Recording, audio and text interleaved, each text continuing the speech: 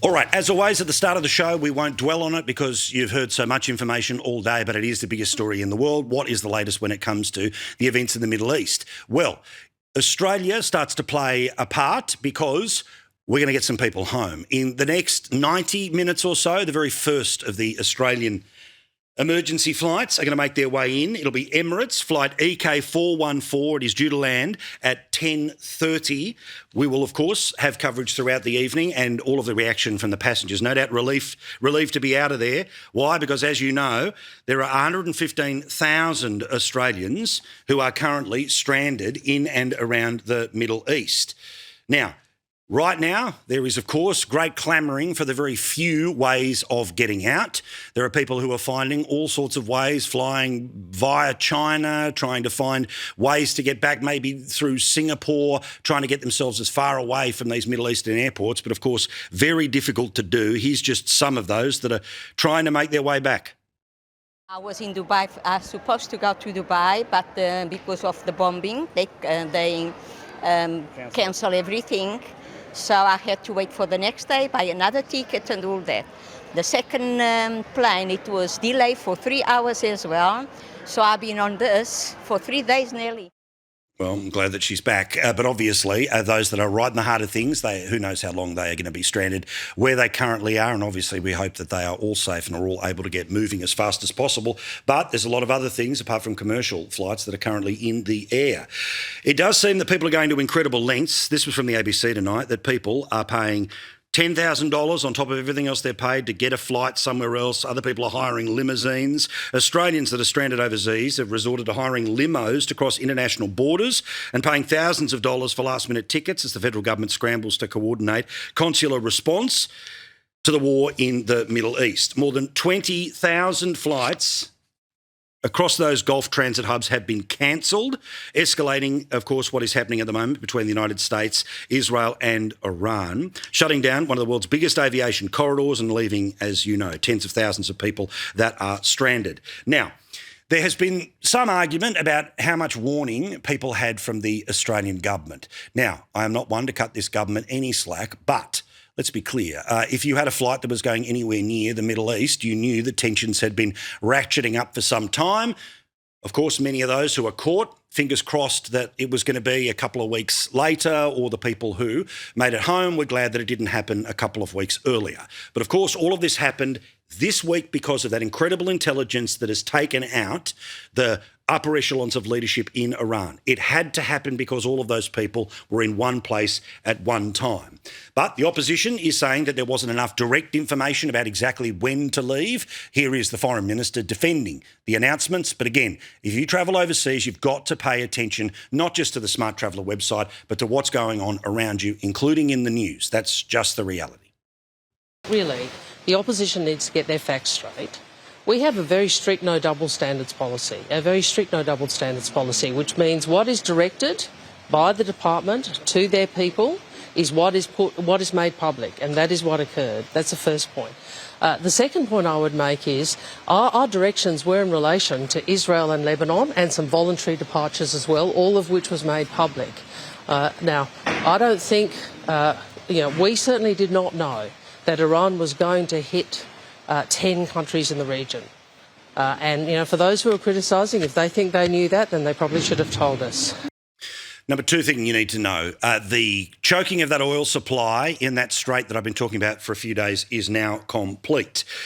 Again, we turn to the ABC, but there are commercial tracking websites, which obviously, just like you're able to see how many planes are in the air, they're able to have a look at how many ships are in the ocean.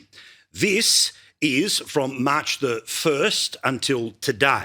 You can see, obviously, the series of ships. That's all the little dots. No, you're not looking in a microscope at some cells here, but you can see the numbers that are trying to make their way around, and then increasingly no one making their way around the Horn of the Strait, meaning they're trying to port somewhere, and as you can see, to the left and the right, a lot of these things just end up banking up, meaning anyone trying to go from right to left to pick up oil and gas can't get in, and anyone on that screen trying to go from left to right, well, they can't get out. That means 20% of the global oil supply is cut off as we speak.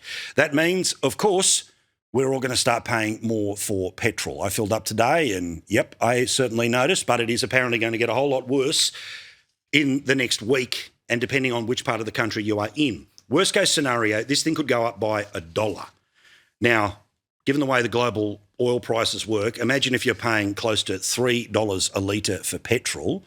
Well, just like the supply chain issues after COVID, just like previous issues and wars in the Middle East, this would mean that this is going to end up being more of the stable price, and there will be a time when we will be looking back at $2 as the dream days when it comes to petrol. But this is only going to get worse before it gets better, because even if everything started moving, there is still, with just 4 or 5 days a week, 2 weeks, that massive disruption. It flows through to the Southeast Asian countries where Australia get our oil from.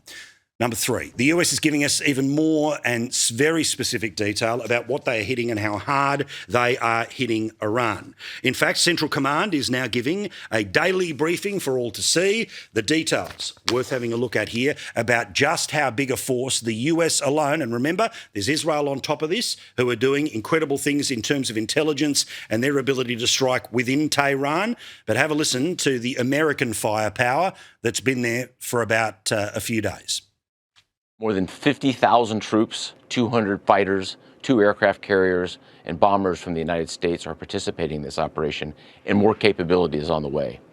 These forces bring a massive amount of firepower, representing the largest buildup by the U.S. in the Middle East in a generation. So, 24 hours ago, it was 1,000 different targets inside Iran that had been hit.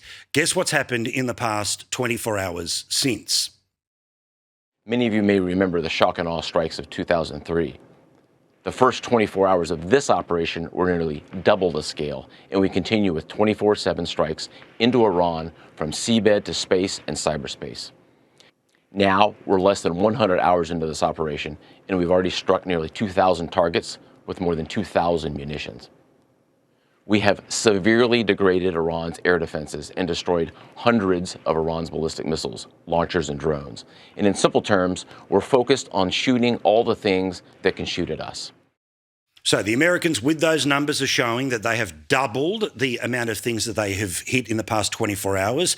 And again, they are believing that they are starting to win the arm wrestle here. But that brings me to the next bit. Iran, of course, is continuing to hit back, throwing any and everything that they have in every possible direction, with no real care about who and what they are hitting. This is the latest map from the New York Times. It again focuses in not just on Israel, again, a RAF base in Cyprus, in Jordan, in Iraq, Kuwait, Saudi Arabia, Qatar, the UAE and Oman, at least 3 separate sites there. Again, back to what the Americans were saying, because they are saying that, yes, while all of these places are being hit, the speed with which is starting to back off. Whether that's just backing off for a day or two, we'll all learn together, but an important thing to think about when we are thinking about the arm wrestle between these powers.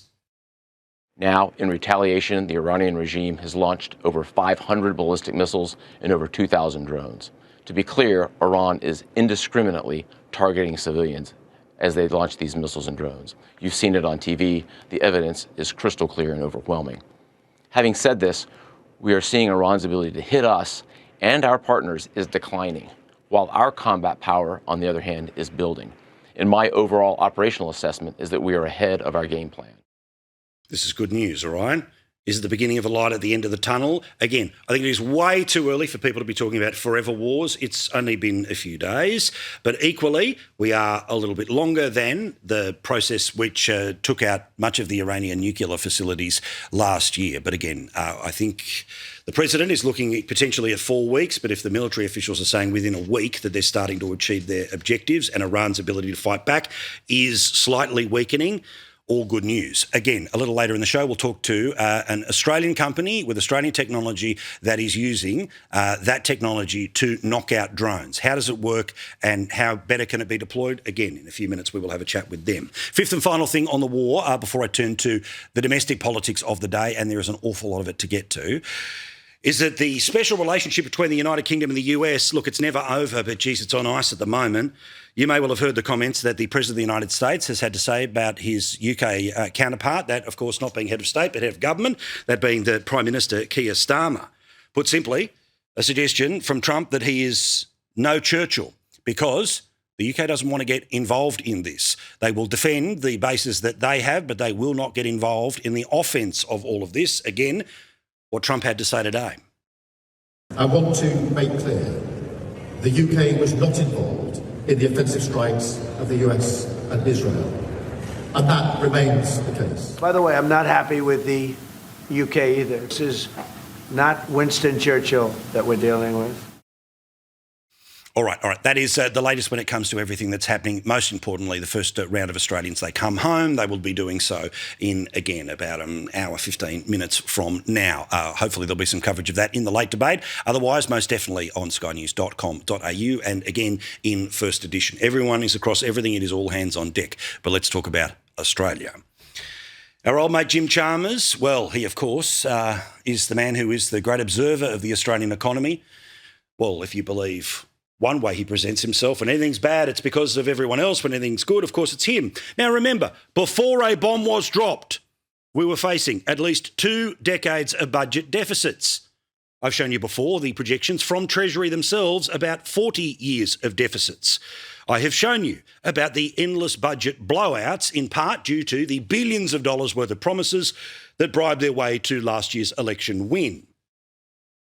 A $7.2 billion announcement today. $5 million. $10 million. $200 million. $3 billion. $350 million. $2 billion. $37 million. $842 million. $2.4 billion. $8.5 billion. $4.8 billion. $1 billion. $3.4 billion. $2.8 billion. $200 million. $150 million. And before a shot was fired, Australia's inflation has been close to, if not the top of comparable nations around the world. One more time, Australia's latest inflation rate is 3.8%. New Zealand, before a shot was fired, 3.1%. The United Kingdom, before a shot was fired, 3%. In the United States, before one bomb was dropped, 2.4%. And Canada, 2.3%. But of course, that leads to problems when it comes to interest rates. Before a bomb was dropped,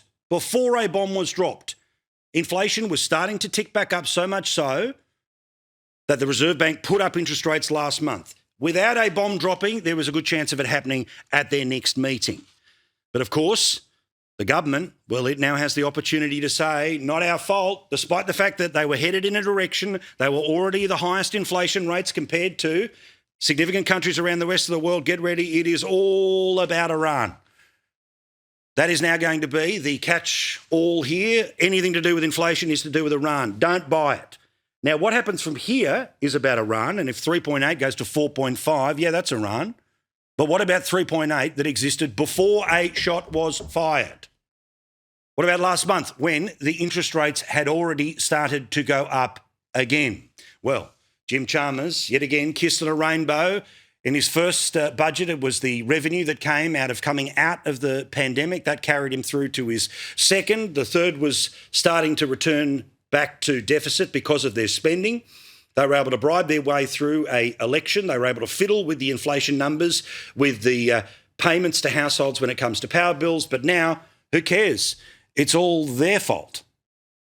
Low unemployment, as we have in Australia, is a very good thing. And these are very robust foundations from which to confront the quite intense global economic uncertainty that we face. We faced it before developments on the weekend, but particularly now that hostilities have been dialed up and that this is essentially a conflict which is involving all or most of the region. And so the economic consequences are uncertain, but they are likely to be very substantial. Now, trying to make the same point that I have, but I'm not entirely sure as successfully, but still he was trying to make the point, was Tim Wilson, the Shadow Treasurer, who decided to go a little Billy Joel in the Parliament today to make his point. The Treasurer did start the inflation fire. The inflation's burning while the Treasurer is squirming. The Treasurer did start the inflation fire. Yes, he poured petrol on it and he cashed organised crime to fuel it. This is unparliamentary. fun, at least. All right, now let's get to this new polling, which is an absolute doozy about the Victorian election. On its way in November, Jacinda Allen and the Labor Party do not deserve another 4 years in government to continue the bushfire that they have committed on the good people of Victoria. They do not deserve, because of course, their lack of willing to chat at all about significant issues like the CFMEU and the big build. Not to mention all of the many other reasons that we have made very clear in the past. So what's the latest opinion poll when it comes to Victoria? Well, this one again comes from our mates at Redbridge, Cos Samaris, and the poll that has been just released in the Australian Financial Review. It shows One Nation doing very well, but it shows the Labor Party down. Now, not down from the election, down from the poll at the end of last year, down to 25% primary. That should be terminal for them. But the Greens and the other vote, well, again, that's what starts to push them a little bit closer towards the 40. The Liberal Party is down 12 points since December. Where's it all gone? It's all gone to One Nation.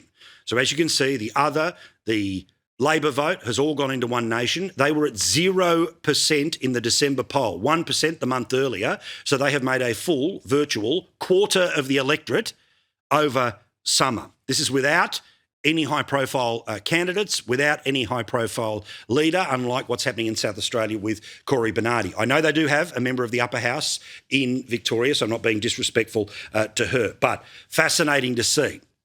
So what are the Liberal Party going to do here? Now, again, they think that they can wave a magic wand and all the One Nation voters will just magically fall back to the Liberal Party.